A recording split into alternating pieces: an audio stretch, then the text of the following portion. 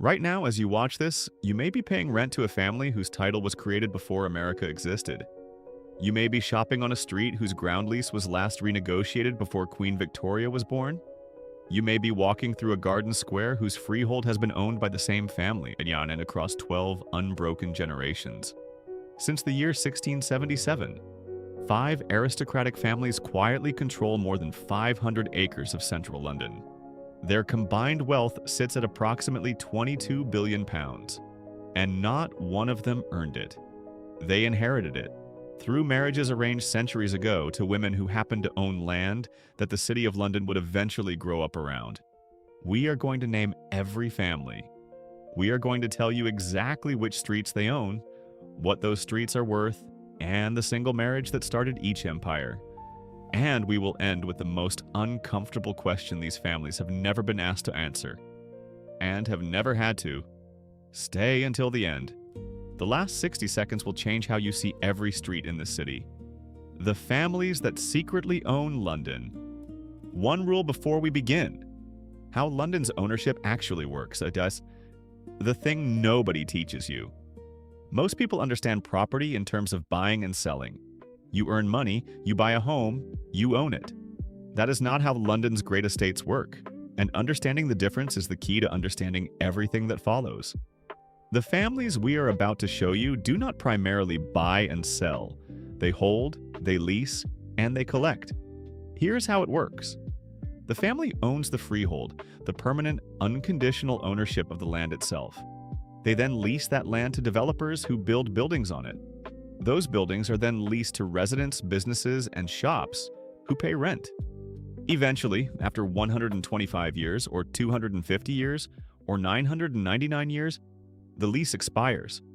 The building reverts to the freeholder, the family. The Grosvenors have never sold the freehold on a single acre of Mayfair or Belgravia. Not once. Not in 349 years. That single decision, made and remade across 12 generations, is why a 33-year-old man who studied countryside management at university is worth nearly £10 billion without having built or sold a single thing. That is the mechanism. Now let us meet the families. The five families. 5 estates, 5 ancient marriages, 5 different versions of the same story. The Grosvenors, Mayfair and Belgravia, £9.9 billion, 300 acres, never sold once since 1677 Mayfair. The single most valuable square kilometer of residential and commercial land in the United Kingdom. And almost every inch of it belongs to one family. The story begins on the 10th of October, 1677. A 21-year-old Cheshire baronet named Sir Thomas Grosvenor married a 12-year-old London heiress called Mary Davies.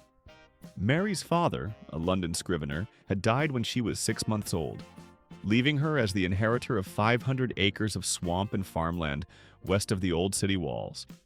The land was called the Manor of Ebury. It was, in the language of the era, worthless.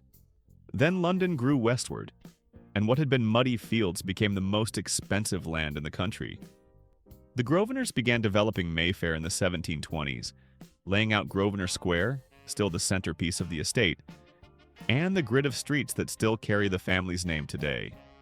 Davies Street is named after Mary Davies. Ebury Street is named after her manor. Belgrave Square, Eaton Square, Chester Square, all named after Grosvenor family seats in Cheshire. In 1874, Queen Victoria elevated the family to the Dukedom of Westminster, the highest title available to a non-royal in Britain. The first Duke was considered at his death to be the wealthiest man in England. Today, Hugh Grosvenor, the 7th Duke, 33 years old, godfather to Prince George, controls assets valued at £9.9 billion. 300 acres of Mayfair and Belgravia, operating across 62 cities worldwide.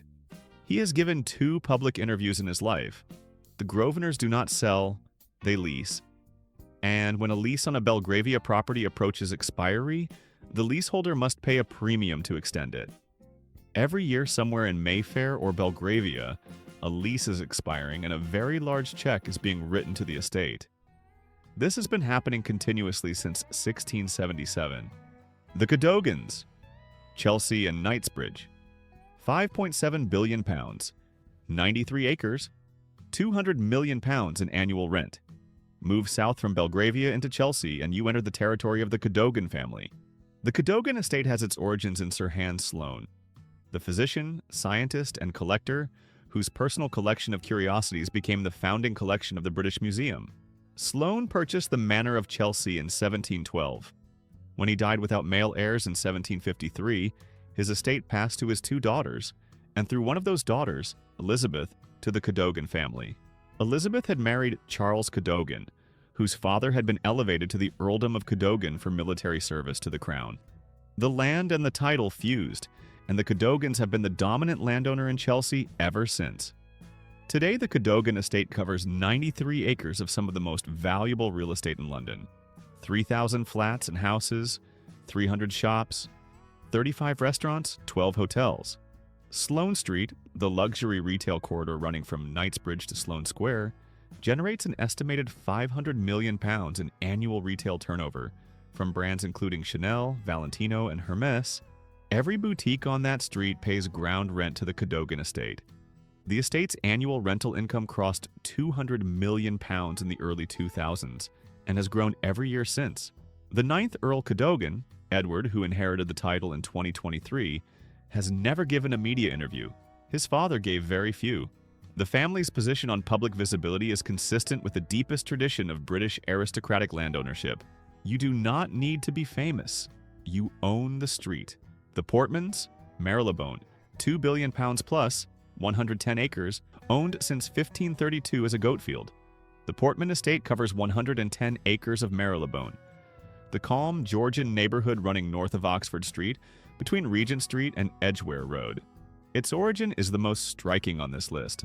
In 1532, Sir William Portman, Lord Chief Justice to Henry VIII, purchased this land on the rural outskirts of London.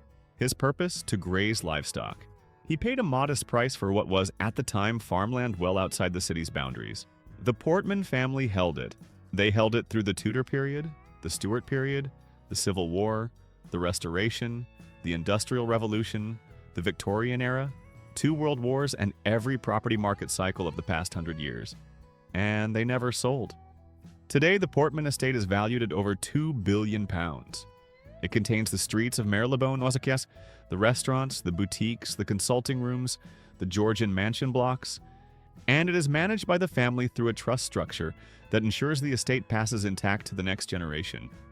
Sir William Portman's goat field, purchased almost 500 years ago, is now one of the most valuable land holdings in central London. He never could have imagined it. His family never needed to. The Howard de Waldens, Marylebone, and Harley Street, £4.7 billion, 92 acres.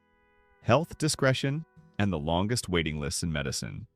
Adjacent to the Portman Estate in Marylebone sits another vast landholding, 92 acres managed by the Howard de Walden Estate. The Howard de Walden Estate traces its origins to John Hawes, Duke of Newcastle, who owned this land in the early 18th century. It passed through his daughter Henrietta to her son Edward Harley, the second Earl of Oxford, who gave his name to Harley Street. When the estate passed through another female heir in the 19th century, it eventually came into the hands of the Baron Howard de Walden. The family have managed it ever since. Today, the Howard de Walden Estate is valued at £4.7 billion. It covers 92 acres of Marylebone and including the entire Harley Street Medical District, which the estate describes as the home of private medicine. Harley Street is not a street. It is a brand, a global brand for private healthcare of the highest order, where discretion is the primary product, and a consultation can begin at £1,000 and a treatment can cost £500,000. Every medical practice on Harley Street pays ground rent to the Howard de Walden Estate. Every clinic, every specialist, every consultant. The estate controls not just the buildings, but it curates the medical identity of the street. It decides which practices are appropriate for the Harley Street brand. It manages the environment that makes the brand worth what it is. That is a form of control that goes far beyond landlordism. The Bedford Estate, Bloomsbury, 200 plus properties, owned since 1669, the intellectual land of London. And then there is Bloomsbury. Bloomsbury has always felt different from the other estates on this list. Less obviously glamorous, less conspicuously wealthy, more cerebral. The British Museum sits at its heart. The University of London surrounds it. The streets are named after the Russell family and the Dukes of Bedford, who have owned this land since 1669. The Bedford Estate today comprises over 200 properties, more than 800,000 square feet of office and educational accommodation, retail space, hotel rooms, and over 550 flats. The Dukes of Bedford developed Bloomsbury across the 18th and 19th centuries, laying out the garden squares, Bedford Square, Russell Square, Tavistock Square, that define the neighborhood's character. But the Bedford story is about something beyond money. It is about the power of place identity. Bloomsbury is not valuable because it is the most expensive neighborhood in London. It is valuable because of what it means. Universities, museums, publishing houses, think tanks, literary history. The Bedford Estate understood 2 centuries ago that prestige is its own form of asset. A street near a great university is worth more than a street without one. A neighborhood associated with intellectual life attracts institutions, which attract talent, which attract investment, which increases land values, which increases the worth of the freehold the Bedford family have held, unbroken since the reign of Charles II. Old money does not only buy land, it buys meaning, and then it waits for the meaning to compound. The question, the most uncomfortable 60 seconds in this video: 5 families, 5 marriages, 5 ancient transactions, a swamp, a goat field, a physician's manor, a soldier's reward, a parliamentary lord's investment, that together underpin the ownership of some of the most expensive and most visited land on earth. None of these families built London. They did not construct its buildings, design its parks, or create its culture. They held the land while other people did all of those things, and in holding it, simply holding it across generation after generation, they accumulated a combined wealth approaching £22 billion. The question that nobody in Britain ever publicly asks these families is not whether what they are doing is legal. It is clearly legal. Leasehold land ownership is among the oldest and most entrenched forms of property right in English law. The question is simpler than that. Offshore-owned property in London, much of it empty or barely occupied, that was estimated in 2022 to be worth approximately £56 billion. Offshore, low-use, and short-term rental properties together were valued at between £145 billion and £174 billion.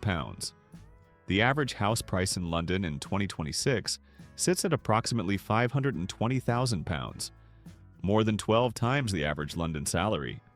A nurse working in a hospital on land owned by the Howard de Walden Estate cannot afford to live anywhere near it. A teacher working in a school in Bloomsbury cannot buy a home within 5 miles of the Bedford family's garden squares. None of this is a secret.